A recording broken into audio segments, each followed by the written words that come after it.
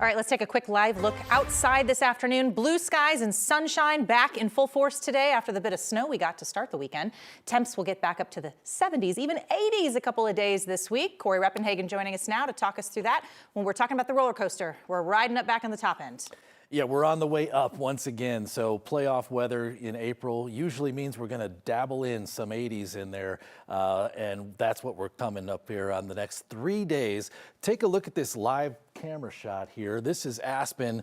They're about to shut down Silver Queen for the last time this season. This was one of 2 lifts that were open today. You can see there's absolutely no snow in the shot. They're getting on those gondolas and getting up there to the higher country where there is some snow there, but that's going to be gone. And so Aspen is closing, Breckenridge is closing. There's really going to be only 3 resorts left after today. Take a look at these blue skies and sunshine across the city of Denver right now. Temperature is in the 70s across downtown and Denver International Airport. It'll be a little bit of a chilly day once again tomorrow, but no freeze warnings out for our side of the state. 37 is a low temperature in Denver. So we'll start out a little chilly, but it's going to get into the 70s real quick this time, and we may even get up into the upper 70s, some 80s. I think some parts of the Denver metro area will see some 80-degree ratings. 79 maybe at the airport, where it's just always a little bit cooler than everywhere else around here, but lots of 80s on the board and quite a bit of sunshine once again. And the next 3 days are warm here in Denver. We have not had an 80-degree day yet this April, but it looks like we could possibly have 3 of them on the way for the next 3 days, and then the storm system lies behind that, so I'll describe that coming up in just a few minutes. Corey, thank you. So if you took any RTD trains to get to the hockey game today, you might have some trouble getting home, or if you're trying to get to the airport as well. RTD says a car has been parked on the tracks with no one in it since around 2 o'clock this afternoon. There's your picture of it. Just a Lexus that decided, yeah, maybe I'll park there. They say no trains have hit the car, but nobody really knows how it got there. Right now, the A, B, G, and N lines are suspended. RTD says shuttle buses will be replacing them in the meantime. RTD has called in a tow truck. Our photographer there at the scene says they saw it out there, but no word on how long it'll take to get moved. Today in Evergreen, people came together to remember the life of a man killed in a hit and run last month. Investigators still have not identified a suspect in this case. 9 News reporter Janelle Finch tells us more about the man through loved ones who knew him. People who knew Michael Longfellow say every day without him has been felt. They say without a suspect in custody, it makes healing that much harder.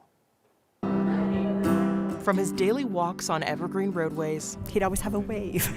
to celebrating his life. So as a community, we've put this together. Michael Longfellow had people surrounding him. He just was a very, very special member of our community. Kay Bowen says she knew Michael for 30 years.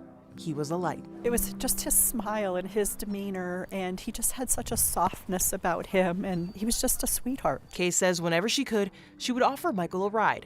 She says most people in Evergreen did the same. He was special needs, and it was just a community that really looked after him.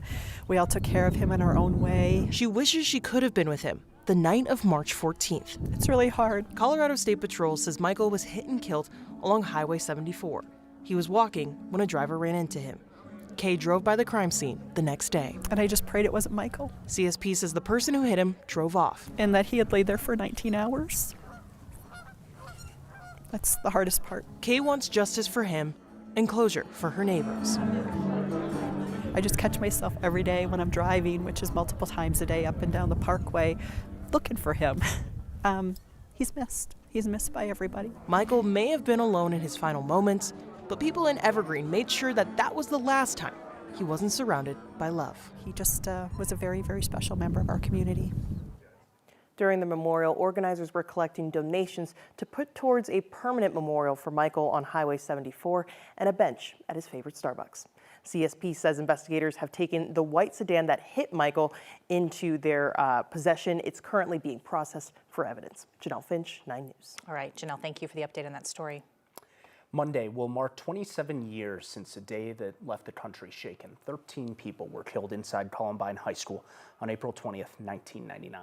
And a 14th victim, Anne Marie Hochhalter, died last year, a result of injuries she suffered that day. More than 20 people were also wounded in that school shooting. Daniel Mauser was 15 when he died. His father, Tom, has now been advocating for an end to gun violence ever since. He spoke to 9 News Mornings earlier today. We still have copycat incidences. Just one recently in Turkey, a school shooting, and they referenced Columbine. You know, can we not get over this?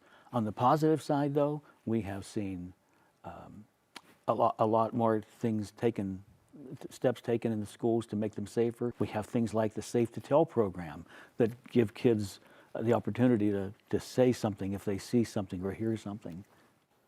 Every time Tom publicly talks about Columbine, he wears the shoes his son wore the day of the shooting. He says by continuing this kind of advocacy work, he's working to keep Daniel's memory alive. And tomorrow, more than 1,000 Columbine students, faculty, and families will remember the lives lost through their 10th annual day of service. They invite others to find their own ways to give back to the community as well. The school has a list of resources for people who want to start their own service projects on their website, columbineservice.org.